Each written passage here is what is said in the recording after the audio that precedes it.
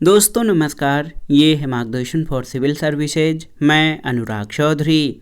दोस्तों, घटना चक्र सामान्य अध्ययन पूर्वावलोकन श्रृंखला में प्रस्तुत है विश्व के भूगोल के अंतर्गत वैश्विक परिवहन, पत्तन एवं बंदरगाह तथा मानचित्रण यानी मैपिंग से संबंधित महत्वपूर्ण प्रश्नों का रिवीजन, जो विभिन्न प्रतियोगी परीक्षाओं के प्रीवियस ईयर्स में पूछे गए हैं।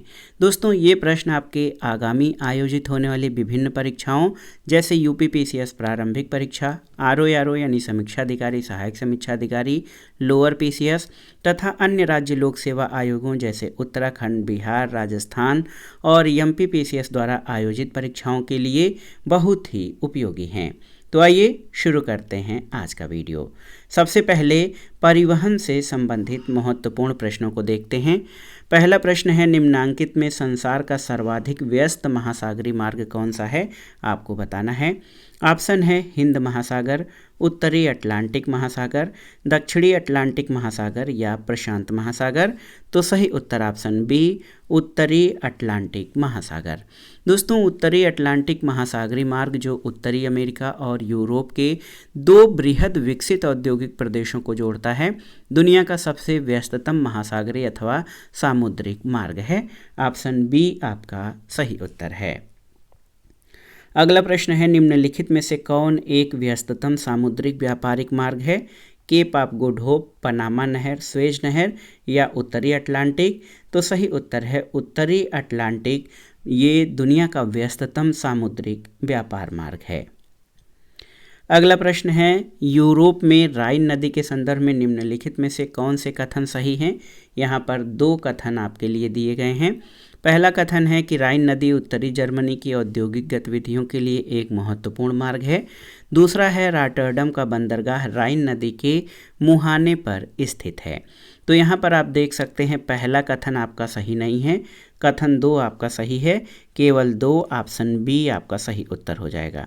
दोस्तों, आप जान लीजिए कि राइन नदी उत्तरी जर्मनी नहीं, मुख्यतः पश्चिमी और दक्षिणी जर्मनी की औद्योगिक गतिविधियों के लिए महत्वपूर्ण जलमार्ग है और नीदरलैंड का रॉटरडम बंदरगाह राइन मास डेल्टा पर स्थित है, जहां राइन नदी उत्तरी सागर में मिलती है। अगला प्रश्न है, दिल्ली से टोक्यो तक की उड़ान में निम्नलिखित अवतरण हवाई पत्तन आते हैं। यहाँ पर देखिए, हांगकांग, हनोई, ताइपेई और बैंकॉक में जाते समय इन हवाई पत्तनों पर अवतरण का सही अनुक्रम क्या है? तो यहाँ पर आप देख सकते हैं दोस्तों, जब दिल्ली से टोक्यो तक की उड़ान होती है तो उड़ान भरने वाले विमान के अंतर्राष्ट्रीय मार्ग में सबसे पहले बैंकॉक यानी थाईलैंड, फिर हनोई यानी वियतनाम, उसके बाद हांगकांग चीन और ताइपेई सिटी ताइवान के अवतरण स्टेशन आते हैं। तो सही उत्तर सबसे पहले बैंकॉक, फिर हनोई, फिर हांगकांग और उसके बाद ताइपेई। तो 4, 2, 1, 3 ऑप्शन बी आपका सही उत्तर है। अगला प्रश्न है, पर्थ से लंदन तक का लघुत्तम वायुमार्ग कौन सा है? आपको बताना है। तो सही उत्तर है, पर्थ से लंदन जाने के लिए पर्थ से मुंबई, फिर रोम और उसके बाद लंदन। तो सही उत्तर जो ऑप्शन ए में दिया गया विकल्प है, पर्थ, मुंबई, रोम और लंदन, ये सबसे लघुत्तम वायुमार्ग है पर्थ से लंदन जाने का।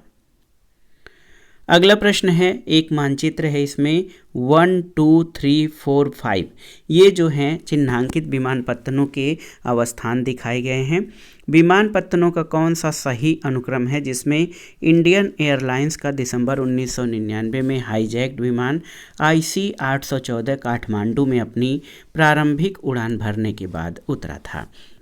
तो दोस्तों, आप जान लीजिए कि देखिए, इंडियन एयरलाइंस की उड़ान संख्या 814 को संक्षिप्त में IC 814 24 दिसंबर 1999 को नेपाल की राजधानी काठमांडू से अपहृत किया गया था। इसे काठमांडू से नई दिल्ली के लिए उड़ान भरनी थी। विमान में ईंधन की कमी को पूरा करने के लिए अपहर्ताओं द्वारा विमान को अमृतसर हवाई अड्डे पर उतारा गया। ईंधन भरने के बाद विमान लाहौर यानी पाकिस्तान ले जाया गया। यहाँ से विमान को दुबई, संयुक्त अरब अमीरात ले जाया गया और यहाँ से उड़ान भरने के बाद विमान अफगानिस्तान के कंधार में उतरा था।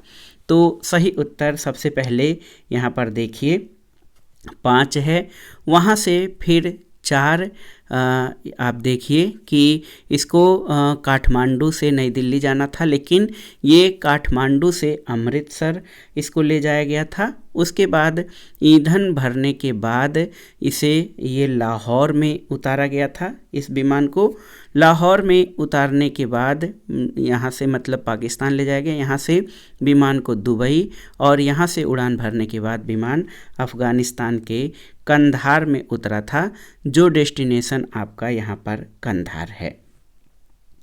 तो सही उत्तर ऑप्शन बी ऑप्शन सी हो जाएगा 5 4 2 3।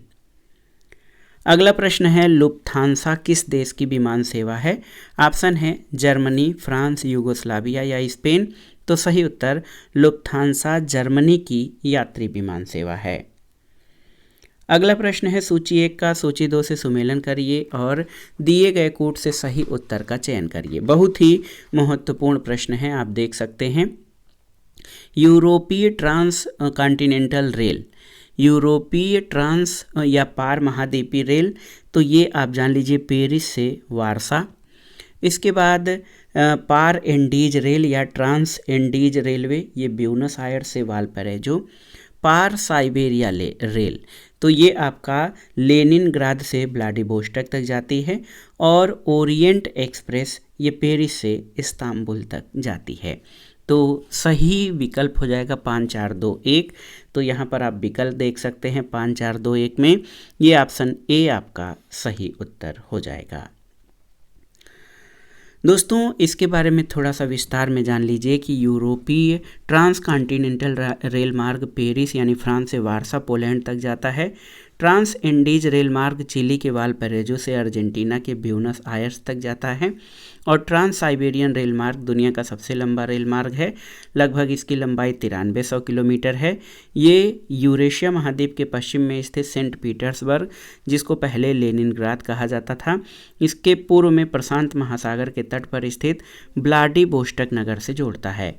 ट्रांस साइबेरियन रेल मार्ग का मुख्य ट्रैक व्लादिवोस्टोक से मॉस्को के मध्य विस्तारित है। एक कनेक्टिंग सेवा का उपयोग कर पश्चिम में सेंट पीटर्सबर्ग तक की यात्रा की जा सकती है। ओरिएंट एक्सप्रेस यूरोप का सबसे महत्वपूर्ण रेल मार्ग है। ये यूरोप के 8 बड़े देशों से होकर गुजरता है। ये रेल मार्ग ली हावरे और पेरिस की तुर्कियों को इस्तांबुल से मिलाता है। अगला प्रश्न है निम्नलिखित में से कौन सा एक नगर साइबेरिया पारी रेल मार्ग पर अवस्थित नहीं है? कजान, ओमस्क, सोची या चिता। तो सही उत्तर सोची। दोस्तों साइबेरिया ट्रांस साइबेरियन रेल मार्ग अपनी लगभग 9300 किलोमीटर लंबाई के साथ दुनिया की सबसे लंबी रेल लाइन है, जो रूस की राजधानी मॉस्को को रूस के सुदूर पूर्व के नगर व्लादिवोस्टोक से जोड़ती है। एक कनेक्टिंग सेवा का उपयोग करके पश्चिम में सेंट पीटर्सबर्ग यानी लेनिनग्राद तक की यात्रा की जा सकती है। और इस रेल मार्ग पर अवस्थित प्रमुख नगरों में Moscow, Kazan, Perm, Yekaterinburg, Omsk, Novosibirsk, Krasnoyarsk, Irkutsk, Ulan Ude, Chita, Khabarovsk और व्लादिवोस्टोक हैं। कजान शहर मॉस्को से एकातेरिनबर्ग के मध्य रेल मार्ग द्वारा इससे जुड़ा है और ये मुख्य ट्रांस साइबेरियन रेल मार्ग पर नहीं बल्कि दक्षिणी ट्रांस साइबेरियन रेल मार्ग पर है। सोची शहर ये काला सागर के तट पर रूस का नगर है, जो कि उत्तरी काकेशस रेल मार्ग पर अवस्थित है। अगला प्रश्न है किस देश में दुनिया का सबसे लंबा बुलेट ट्रेन का जाल है? ऑप्शन है यूएस, जापान, यूएसए या चीन। तो सही उत्तर चीन हो जाएगा। 2017 में चीन के उच्च गति रेलवे नेटवर्क ने देश में 27,000 किलोमीटर का ट्रैक नेटवर्क कार्य पूरा कर लिया था।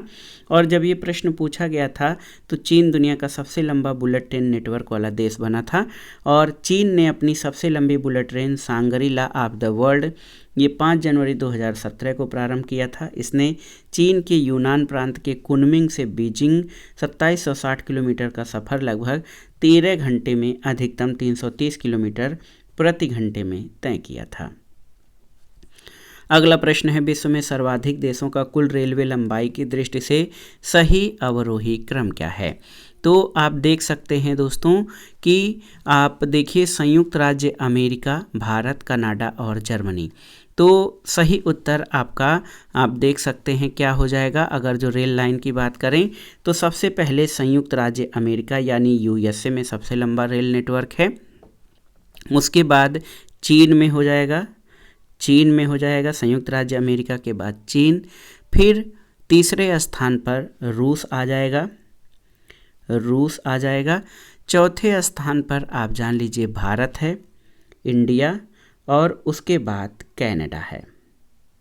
तो अमेरिका, चीन, रूस, भारत और कनाडा ये देशों का कुल रेलवे लंबाई की दृष्टि से सही अवरोही क्रम होगा, लेकिन इसमें कोई भी विकल्प आपका सही नहीं है। अगला प्रश्न है कैनेडियन पैसिफिक रेलवे किन 2 स्टेशनों के बीच चलती है, आपको बताना है। तो सही उत्तर क्या हो जाएगा दोस्तों? सही उत्तर है कैनेडियन पैसिफिक रेलवे जो है ये मॉन्ट्रियल और वैंकूवर के बीच चलती है। आप जान लीजिए मुख्य रूप से निर्माण के समय ये रेलवे इन स्टेशनों के मध्य निर्मित हुई थी। वर्तमान में इसका विस्तार अन्य नगरों तक भी हुआ है। अगला प्रश्न है तीव्रगामी रेलों के लिए निर्मित सुरंग, भूमिगत सुरंग, यूरो सुरंग द्वारा जुड़ने वाले देश कौन से हैं? तो सही उत्तर इंग्लैंड और फ्रांस। दोस्तों यूरो टनल इंग्लैंड, यूके और फ्रांस को जोड़ती है। इसे चैनल सुरंग के नाम से भी जाना जाता है। अगला प्रश्न है विश्व की सबसे लंबी शैल सुरंग या रॉक टनल अवस्थित है कहाँ पर? फिनलैंड में, ग्रीनलैंड में, जापान में या स्वीडन में? तो यहाँ पर आप देख सकते हैं कि अगर आप देखेंगे तो विश्व की 5 सबसे लंबी सुरंगों का निर्माण जलापूर्ति के लिए किया गया है और डेलावरे एक्वेडक्ट विश्व की सबसे लंबी शैल सुरंग है जो अमेरिका में है। स्वीडन की 82 किलोमीटर लंबी बोलमेन टनल विश्व की सबसे लंबी सुरंगों में 5वें स्थान पर है। फिनलैंड की 120 किलोमीटर लंबी पेजाने वाटर टनल विश्व की दूसरी सबसे लंबी सुरंग है और वर्तमान में गोथार्ड स्विट्जरलैंड की सुरंग सबसे लंबी और गहरी यातायात रेलवे सुरंग है। विश्व स्थित सुरंगों की सूची में ग्रीनलैंड की किसी सुरंग का कोई स्थान नहीं दिखाया गया है और आयोग ने इसका उत्तर फिनलैंड माना था, जो कि सही नहीं है। अगला प्रश्न है सीकान नामक विश्व की सबसे लंबी रेल सड़क सुरंग स्थित है कहाँ पर? तो ऑप्शन है चीन, दक्षिण कोरिया, जापान या मलेशिया। तो सही उत्तर जापान। सीकान सुरंग जो है ये दोस्तों जापान में स्थित है। इसकी लंबाई 53.85 किलोमीटर है। वर्तमान में गोथार्ड स्विट्जरलैंड की सुरंग सबसे लंबी रेलवे सुरंग है। अगला प्रश्न है स्वेज नहर क्षेत्र में उत्तर से दक्षिण दिशा की ओर पड़ने वाली झीलों का सही क्रम क्या है? तो स्वेज नहर क्षेत्र में उत्तर से दक्षिण की ओर जाने पर जो झीलें पड़ती हैं उसमें सबसे उत्तर में लेक मंजिला, उसके दक्षिण में लेक टिम्सा, फिर ग्रेट बीटर लेक और लिटिल बीटर लेक आते हैं। तो ऑप्शन डी आपका सही उत्तर हो जाएगा। आप जान लीजिए स्वेज नहर भूमध्य सागर और लाल सागर को जोड़ती है। स्वेज नहर क्षेत्र में उत्तर से दक्षिण दिशा की ओर पड़ने वाली झीलों में Lake Manzala, Lake Timsah, Great Bitter Lake और लिटिल बीटर लेक आते हैं। अब आइए पत्तन और बंदरगाह से संबंधित महत्वपूर्ण प्रश्नों को देखते हैं। पहला प्रश्न है कौन सा जापान का सबसे व्यस्त समुद्री पत्तन है, आपको बताना है। ऑप्शन है याकोहामा, हिरोशिमा, हिटैची या कागोशिमा। तो सही उत्तर योकोहामा। दोस्तों योकोहामा जो है ये जापान का सबसे व्यस्ततम समुद्र पत्तन है। अगला प्रश्न है निम्नलिखित में से कौन एक पत्तन नगर नहीं है, आप बताइए। इसमें देखिए टोक्यो, कैनबरा, न्यूयॉर्क या लंदन। तो सही उत्तर ऑस्ट्रेलिया का कैनबरा ऑस्ट्रेलिया की वर्तमान राजधानी है। इसको छोड़कर टोक्यो, न्यूयॉर्क और लंदन ये पत्तन नगर हैं। कैनबरा पत्तन नगर नहीं है। अगला प्रश्न है निम्नांकित में विश्व का सबसे बड़ा पोताश्रय कौन सा है? लंदन, कोलंबो, रॉटरडम या न्यूयॉर्क। तो सही उत्तर रॉटरडम। दोस्तों जब ये प्रश्न पूछा गया था तो लदान मात्रा के आधार पर सबसे बड़ा पोत रॉटरडम था, लेकिन वर्ल्ड शिपिंग काउंसिल के 2020 के आंकड़ों के अनुसार कंटेनर क्षमता के आधार पर विश्व के 3 शीर्ष बंदरगाहों में सबसे पहले स्थान पर संघाई चीन का, दूसरे पर सिंगापुर और तीसरे पर निंगबो झाउसान चीन का है। अगला प्रश्न है पोत टन भार की दृष्टि से विश्व का व्यस्ततम बंदरगाह कौन सा है? ऑप्शन है बुसान, रॉटरडम, सिंगापुर या संघाई। तो सही उत्तर संघाई है।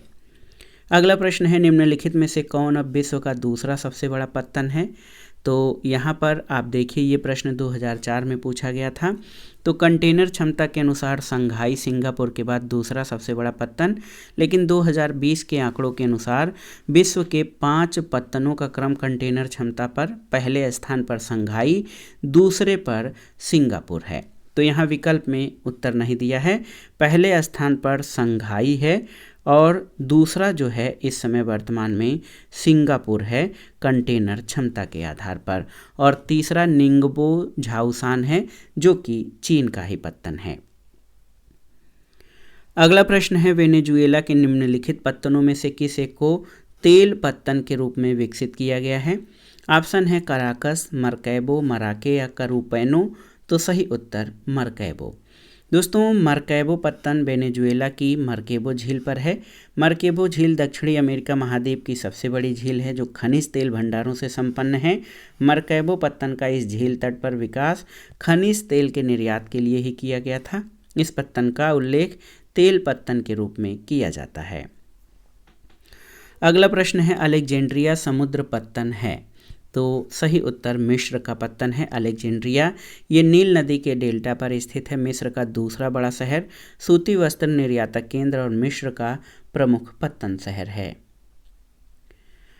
अगला प्रश्न है पोर्ट डायमंड अवस्थित है कहाँ पर? आपको बताना है। तो पोर्ट डायमंड दक्षिण अफ्रीका में स्थित है। पोर्ट नेलोथ को ही पोर्ट डायमंड कहते हैं। पोर्ट नेलोथ का निर्माण हीरा उत्पादक क्षेत्र के पास इसके व्यापारिक महत्व को दृष्टि में रखते हुए किया गया था। तो पोर्ट नेलोथ जो है यही पोर्ट डायमंड है। अगला प्रश्न है निम्नलिखित में से कौन सा बंदरगाह विश्व के कॉफ़ी या कहवा बंदरगाह के रूप में जाना जाता है? ऑप्शन है साओ पालो, सेंटोस, रियो डी जेनेरियो या ब्यूनस आयर्स। तो सही उत्तर सेंटोस बंदरगाह ऑप्शन बी। दोस्तों सेंटोस से सर्वाधिक कॉफ़ी का निर्यात किए जाने के कारण इसे विश्व के कॉफ़ी बंदरगाह या कॉफ़ी पोर्ट कहवा पत्तन का भी कहा जाता है। अगला प्रश्न है निम्नलिखित में से कौन सा विश्व का कहवा पत्तन के नाम से जाना जाता है? आपको बताना है। तो उत्तर है सेंटोस बंदरगाह को विश्व के कहवा पत्तन के रूप में जाना जाता है। अगला प्रश्न है दोस्तों मौद्रिक मूल्य की दृष्टि से विश्व का सबसे बड़ा जहाज निर्माता कौन है? चीन, जापान, दक्षिण कोरिया या संयुक्त राज्य अमेरिका। तो सही उत्तर अगर जो ये प्रश्न 2010 में पूछा गया था तब दक्षिण कोरिया था, लेकिन वर्तमान में सकल टन भार में पूर्णता के आधार पर सबसे बड़े जहाज निर्माता चीन है, उसके बाद दक्षिण कोरिया, फिर तीसरे स्थान पर जापान का नाम आता है। अगला प्रश्न है दोस्तों ग्वादर पत्तन किस देश में है? तो ग्वादर बंदरगाह पाकिस्तान में स्थित है और ये अरब सागर के छोर पर पाकिस्तान का बंदरगाह है। सामरिक दृष्टि से ये महत्वपूर्ण पत्तन है। अगला प्रश्न है पाकिस्तान में ग्वादर बंदरगाह किस प्रांत में स्थित है? तो सही उत्तर बलूचिस्तान में। ग्वादर बंदरगाह पाकिस्तान के सुदूर पश्चिमी भाग में बलूचिस्तान में अरब सागर के किनारे स्थित है। अगला प्रश्न है निम्नलिखित में से कौन सुमेलित नहीं है? आपको बताना है। बंदरगाह और देश, रॉटरडम नीदरलैंड का बंदरगाह है, सही है। इगारका चीन, ये सही नहीं है। इगारका बंदरगाह जो है ये रूस में है, याद रखिएगा। मोंटेवीडियो उरुग्वे में, जकार्ता इंडोनेशिया। तो अन्य विकल्प आपके सही सुमेलित हैं। ऑप्शन बी आपका सही नहीं है। इगारका चीन में नहीं बल्कि रूस का बंदरगाह है। अगला प्रश्न है पेरिप्लस ऑफ द एरिथ्रियन सी किसने लिखा था? आपको बताना है। टेसियस, प्लिनी, टॉलमी, स्ट्रैबो या उपर्युक्त में से कोई नहीं। सही उत्तर ऑप्शन ई हो जाएगा। पेरिप्लस ऑफ द एरिथ्रियन सी या पेरिप्लस, लाल सागर का पेरिप्लस कोइन ग्रीक में लिखा गया एक ग्रीको रोमन पेरिप्लस है जो रोमन मिस्र के बंदरगाहों जैसे लाल सागर के तट पर बेरेनिस, ट्रोग्लोडाइका, अफ्रीका के हार्न, पाकिस्तान का सिंध क्षेत्र भारत के दक्षिणी पश्चिमी क्षेत्रों के साथ पथ प्रदर्शन और व्यापार अवसरों का वर्णन करता है। इसमें तथ्यों को पहली और तीसरी शताब्दी के बीच अलग अलग तिथियों के रूप में वर्णित किया गया है। मध्य पहली शताब्दी की तारीख अब सबसे अधिक स्वीकृत है। इसके लेखक का नाम अज्ञात है। अब आइए मानचित्रण यानी मैपिंग से संबंधित कुछ महत्वपूर्ण प्रश्नों को देख लेते हैं जो बार बार परीक्षाओं में पूछे जाते हैं। पहला प्रश्न है, समदाब रेखाओं को दर्शाने वाले दैनिक मौसम मानचित्र उदाहरण है किसका? तो याद रखिएगा सममान रेखा मानचित्र यानी आइसोप्लेथ का। दोस्तों याद रखिएगा आइसोप्लेथ मैप बनाते समय समान रेखाओं जैसे समदाब रेखा, समलवण और समताप रेखाओं के मूल्यों के उचित अंतराल पर अंतर्वेशन द्वारा खींचकर मौसम मानचित्रों का निर्माण किया जाता है। इन रेखाओं को खींचते समय मापनी और आंकड़ों की शुद्धता पर ध्यान देना आवश्यक होता है। अगला प्रश्न है, आइसोगोनिक रेखाएं क्या होती हैं? तो सही उत्तर है समान चुंबकीय झुकाव वाली रेखाएं आइसोगोनिक रेखाएं या मैग्नेटिक डिक्लिनेशन वाले बिंदुओं को जोड़कर खींची जाती हैं। इनको आइसोगोनिक रेखाएं कहते हैं। अगला प्रश्न है, आइसोबाथ किसे दर्शाती है? तो आइसोबाथ रेखाएं जल सतह में समान गहराई के बिंदुओं को मिलाकर खींची जाती हैं। ऑप्शन डी आपका सही उत्तर है। अगला प्रश्न है, नीचे दिए गए मानचित्र पर ध्यान दीजिए। यहाँ पर एक मानचित्र दिया गया है। यह मानचित्र जिसकी समुद्री यात्रा का मार्ग बताता है वह था। तो यहाँ पर Thomas Cook, Ferdinand Magellan, John Cabot या वास्को डी गामा। तो सही उत्तर है ये मैगेलन के यात्रा का मार्ग बताता है। यहाँ पर आप देख सकते हैं ये जो यात्रा का मार्ग है इस तरह से यहाँ से ऐसे चलते हुए जो है ये मैगेलन का यात्रा का मार्ग है। और ये मानचित्र दर्शाया गया है कि समुद्री यात्राओं का मार्ग फर्डिनेंड मैगेलन द्वारा विश्व भ्रमण से संबंधित है। मैगेलन 1480 से 1521 में पुर्तगाली खोजकर्ता थे। वे समुद्री मार्ग द्वारा विश्व का चक्कर लगाने वाले पहले नाविक थे। अगला प्रश्न है, उच्चावच दिखाने का सबसे सही तरीका कौन सा है? आपको बताना है समोच्च रेखा, रेखाच्छादन, रंगीन परत या पर्वतीय छाया। तो सही उत्तर समोच्च रेखा। दोस्तों समुद्र तल से धरातल के समान ऊंचाई वाले स्थानों को मिलाने वाली रेखाएं समोच्च रेखाएं कहलाती हैं। मानचित्र में उच्चावच प्रदर्शित करने के लिए समोच्च रेखी विधि सर्वश्रेष्ठ होती है। अगला प्रश्न है, समान वर्षा वाले क्षेत्र को जोड़ने वाली रेखा क्या कही जाती है? आपको बताना है। ऑप्शन है आइसोबार, आइसोहाइट, आइसोथर्म या आइसोहेलाइन। तो सही उत्तर आइसोहाइट। दोस्तों मानचित्र पर समान वर्षा की मात्रा को मिलाते हुए खींची जाने वाली रेखा को समवर्षा रेखा या आइसोहाइट कहते हैं। आइसोबार या समदाब रेखा मानचित्र पर अवसर सागर तल पर समान वायुमंडलीय दाब वाले स्थानों को मिलाते हुए खींची जाने वाली रेखा होती है। समतापी या आइसोथर्म रेखा वह है जो मानचित्र पर औसत सागर तल पर समान तापमान के स्थानों को मिलाते हुए खींची जाती है। और आइसोहेलाइन समान लवणता वाले स्थानों को मिलाने वाली रेखा होती है। तो दोस्तों ये था आज का वीडियो। विश्व के भूगोल से संबंधित महत्वपूर्ण प्रश्नों का ये लास्ट वीडियो था। इसमें हमने विश्व परिवहन, पत्तन और बंदरगाह तथा मानचित्रण से संबंधित महत्वपूर्ण प्रश्नों को सॉल्व किया। ये प्रश्न आपके आगामी आयोजित किए जाने वाले परीक्षाओं के लिए बहुत ही उपयोगी हैं। इसके बाद हम भारत के भूगोल को कंटिन्यू करेंगे, शुरू करेंगे। और भारत के भूगोल से संबंधित जो भी प्रश्न हैं आप उन वीडियो को ज़रूर देखिएगा, तभी ये वीडियो जो है हमारा ये भाग कंप्लीट होगा। सामान्य भूगोल का, विश्व का भूगोल हमने समाप्त कर लिया है। अब हम अगले वीडियो में भारत के भूगोल खंड को शुरू करेंगे। तो ये वीडियो आपको कैसा लगा हमें कमेंट बॉक्स में ज़रूर बताइएगा। वीडियो को लाइक करें, शेयर करें और इस चैनल मार्गदर्शन फॉर सिविल सर्विसेज को सब्सक्राइब करें। वीडियो देखने के लिए धन्यवाद दोस्तों, नमस्कार।